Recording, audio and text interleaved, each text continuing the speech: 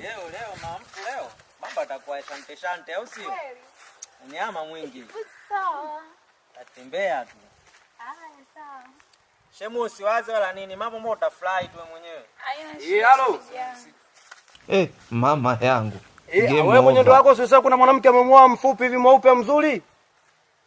Kaka una mwanamke hapa? Hapa mwanamke hamna. Yupo kwenye majumba mabovu huko na wanaume. Ana jamaa na kitambi kipo juu hapa na chichi za Mbeya ndugu yangu. Bro.